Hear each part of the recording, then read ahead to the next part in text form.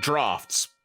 It's a game which I've been told involves skill and poise, yet at the same time, I don't know how to play it, and who does, quite frankly? But that's not why we're here today, because there is draft talk, but it's not drafts the game, it's drafts, the WWE Draft. It is back, the long-standing draft that splits the brand into two different places where they never converge.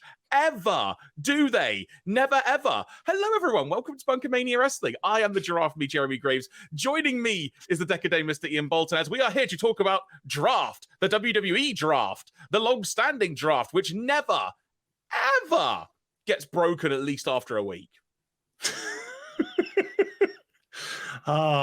Such wonderful wordplay to open the episode. Hello, everyone. Yes, it's draft season. It's time to change everything again. Also, we may be led to believe. I don't know. I mean, the draft on one side is exciting. The draft on the other side, once things start not going to plan in terms of, stars that are supposed to be on particular brands start drifting over to the other brand. Yeah, it all goes out the window. Hopefully, because this was announced like the Friday after WrestleMania. Hopefully, this is a draft that properly puts a clear divide between the two brands, because I think for a long time now, everyone's just jumping to whatever brand they fancy going to, pretty much. So being able to now hopefully have that nice distinctive line drawn under the last couple of years and say, right, this is where we're going, this is where we're going now, I think that'll be very important for this draft in particular. Random question on that front. Does the draft really matter at this point? Like, does having two separate entities like Raw and SmackDown, does it really matter at this point, in your opinion? Well, it really depends how WWE want to move forward with the draft. Because the last time they did, I think when they reintroduced the draft in like 2016, I think they were very set on taking each brand, Raw and SmackDown, off on their own sort of own directions, own sort of market, so forth. So you'd have tours just with one roster, you'd have tours with just the other roster, and so forth. So I think it's all about kind of maximizing the revenue streams, which makes sense, more or less. You had a period where you had Raw exclusive pay-per-views, you had a period where there was SmackDown exclusive pay-per-views and all that sort of stuff. But essentially what's kind of really happened over the last couple of years is basically WWE have put all their eggs in one particular superstar's basket, Roman Reigns, and basically, well, a nasty cough you got there, buddy. It's a nasty cough, and basically, it's all about making sure the top stars are on every program at every time. But also, there's also the TV networks. TV networks might not necessarily be too enthralled that they don't necessarily have certain stars on their brands. So obviously, I think that's where things like the wild card rule and like the crossover things were able to happen. Is basically so one station wants Roman Reigns, the other station wants Roman Reigns, you give them both Roman Reigns. One station wants Becky Lynch, the other station wants Becky Lynch, you give them both Becky Lynch for sometimes and all that sort of stuff. So yeah, that's kind of how it's kind of all just melted down into it's not really brand warfare or kind of separated brands when everyone just keeps jumping ship half the time. It's just yeah. So not to be kind of effectively like an old man shouting at clouds type person here, but one thing I really liked about the original draft, like circa 2002-ish, I think it was, is that the champions could appear on both shows, but they actually had different feuds going on between the two shows. So I think Undertaker had like a world title program with one person on SmackDown, but had a different program going on with someone on Raw because he was the champion at the time. I kind of liked that element of it, where it kind of put more emphasis on the title, and it showed that if you want to be the champion, you really got to defend, your belt, as it were. Which, if you've checked out a recent video, everybody, talking about the brand new WWE World Championship that was revealed, that might be an interesting direction for that. If there might be this sort of traveling champion between the two shows, it might be interesting to see how they do that, because they effectively already do it with the tag titles, because it's both Raw and SmackDown titles. So it'll be interesting to see. But when it comes to this draft, we don't know any particular rules that may be put in place and such, but I think the way we're going to do this, let's pick a couple of names each. But I think what we should also do is maybe to sort of backtrack a sec, in the world of sort of like college sports and whatnot, when you have like the NFL draft, for example, it's a time to bring people from the college football ranks up to the pro ranks of the National Football League in the USA. Similar thing happens in the case of basketball as well, if I'm to remember correctly and such, and probably in hockey as well, because that would make sense. So I would be very interested to see if this is the opportunity to bring up some people from NXT. Just inject some new... I was going to say some new content. That's a horrible way to phrase talent.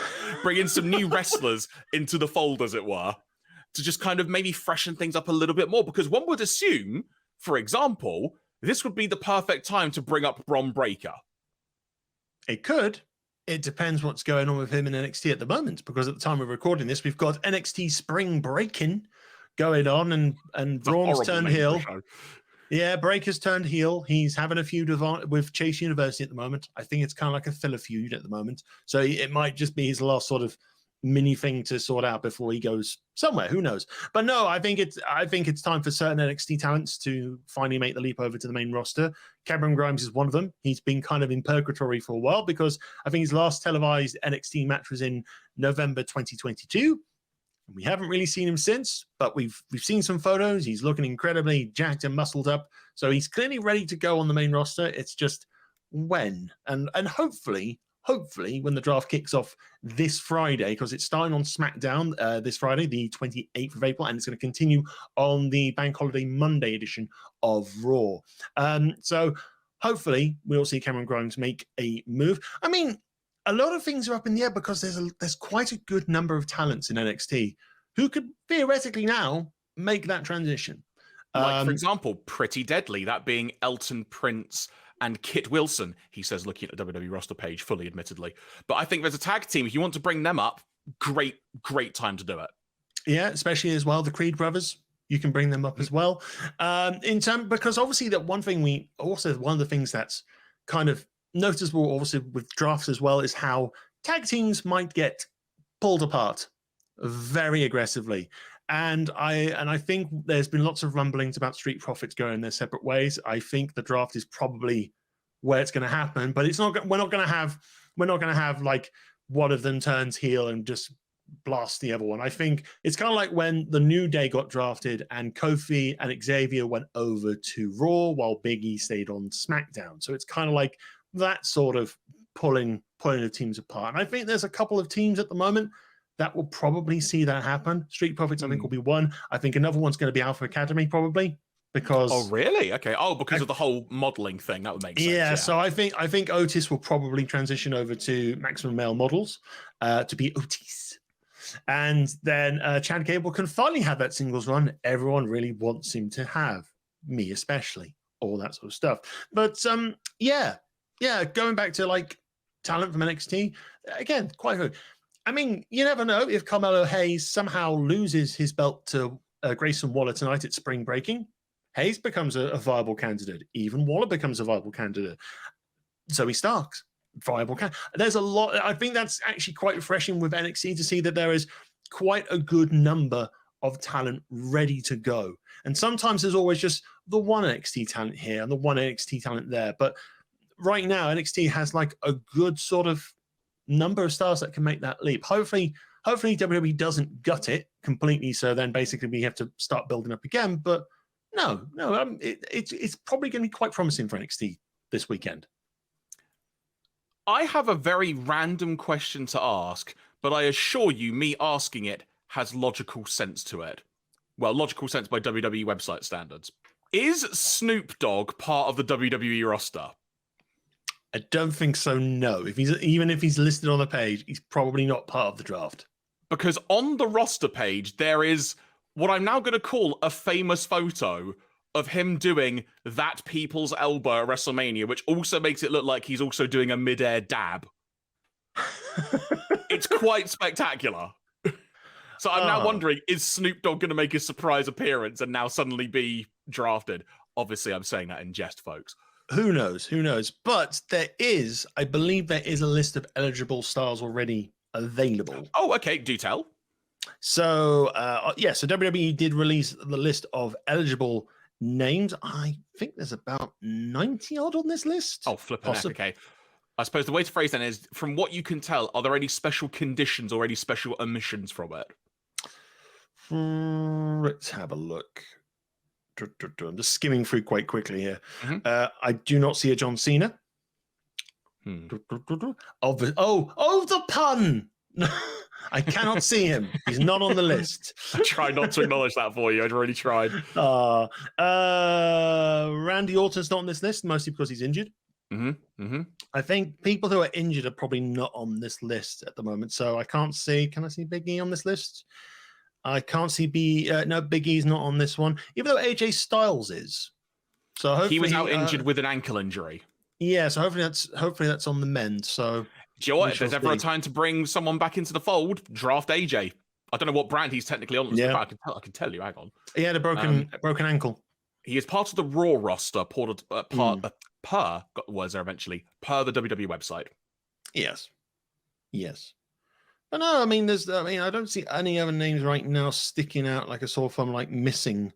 Hang on, no, Logan Paul's not there, despite the fact he signed a new deal. So I don't know if we're gonna have like special free agents who can be drafted to either one. Special signed free agents. Special signed free agents. Is Roman Reigns part of it? Yeah, Roman Reigns is on the list here. So Roman Reigns is listed on the SmackDown roster per the WWE website. Yes. So yeah, we've got a list. Basically, the list is basically Raw and SmackDown stars, but basically NXT is also all the active stars there are eligible as well. Interesting to know that Sami Zayn and Kevin Owens are technically both on different brands. I think they'll combine onto one brand. I think so. I think at the moment, I think we're coming to the end of probably Sami and Kevin versus the Bloodline at the moment, because they've got a rematch for the belts. I think this upcoming Friday on SmackDown, and then they've got the 6-man tag at Backlash with Matt Riddle. So I think by the time Backlash is here and done, I think their story with the Bloodline is going to be done, and basically it'll be separated out. Because I kind of think, Bloodline's going to stay on SmackDown because obviously it's the A show. You put your A champion on the big show. So Bloodline stays. I mean, you never know. The Bloodline could banish the Usos to Raw if they fail to get the belts back. It's a possibility. It's a possibility storyline. Definitely. Yeah. What about the Judgment Day? Where are they all at the moment? Because one would assume it might be all or none of them. Yeah, because at the moment in time, Rhea Ripley is currently the SmackDown Women's Champion. She obviously is going to be on SmackDown.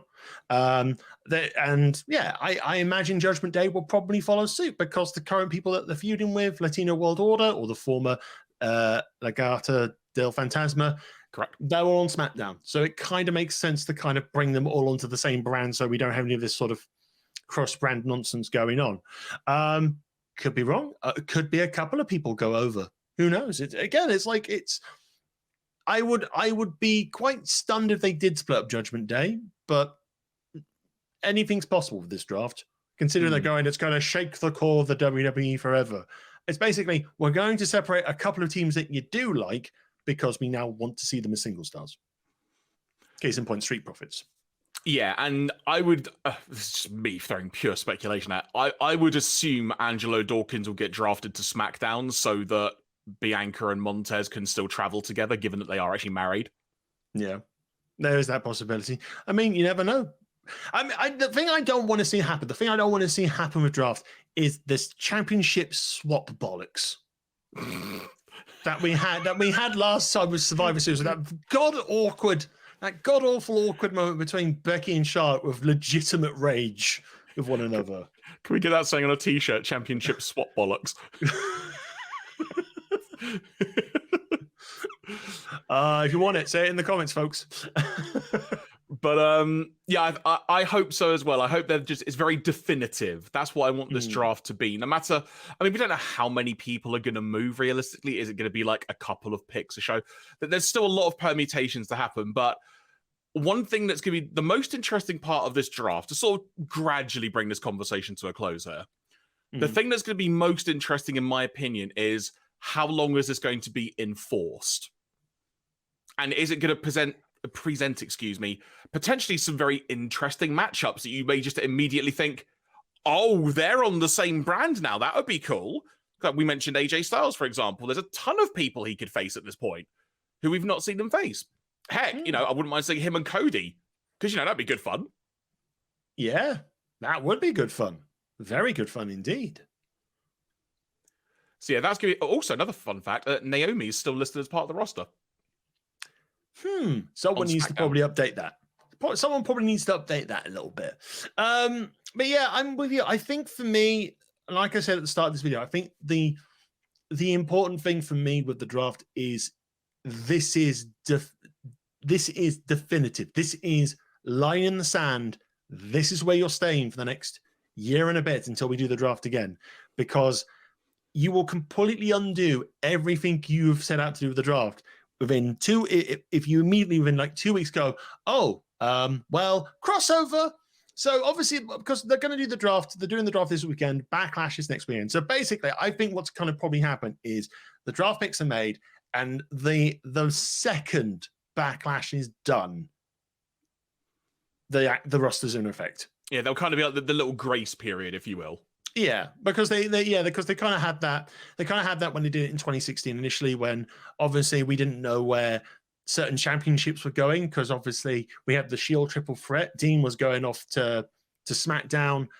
Roman and Seth were staying on Raw, so it was kind of like, well, where's the belt going, and so forth. This is the last time they're going to be in the roster together at the same time before they go off their separate ways into other brands. So I think if they are to really cement down and say, okay, as of the conclusion of the Backlash event, these rosters are now final.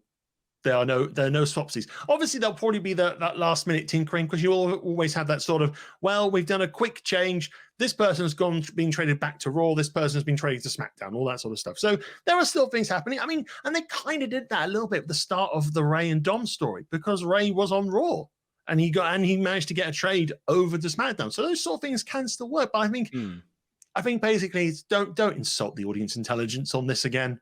Because I think we're all very sensible viewers of wrestling in a sense, and going and saying, oh yeah, this is definitive, and then you just see Roman Reigns turns up on Raw like 2 weeks later going, well, I'm a big deal still. It's like, well, this is all just a load of bollocks. Yeah, you're not wrong. I think in terms of like being a hard brand split, I think there can be exceptions to the rule in the sense of Survivor Series might be a logical time to have like just a one-off show where maybe there's like a little bit of the Raw v SmackDown stuff, but it's been done to death in so many ways. I'm not in the mood to see that. Yeah. But then I think maybe come WrestleMania season, so maybe like say January through April, maybe that's the time when it's like, okay, the brand split is not like cancelled, but it's effectively kind of on hold for a bit. So you can then get some new things going and such. I think that's one way that they could do it, were they to stick to it. But on that note, folks, let us know what you think. What predictions do you have for the draft? Have we forgotten anyone completely obvious that seems like a surefire hit will be drafted one way or another? Anyone you would like to see get called up? Let us know in the comments. We would really appreciate it. And if you don't want to do that, but you'd rather email us your thoughts, good sir, where can they do that? Why, they can draft an email over to contact@BunkaMania.com. Thank you very much for watching this video, folks. If you enjoyed it, make sure you hit that like button. And if you feel so inclined, why not hit that subscribe button too? And make sure you've got the notification settings turned on to all so that you'll be notified immediately when we publish a new video. Lots more stuff in the coming weeks and months, folks, especially, let's say, in the build up to, a certain big show happening at Wembley Stadium, let's say. Might be some stuff relating to that coming up soon. Thank you very much for watching from all of us here at BunkaMania Wrestling. Take care and speak to you soon.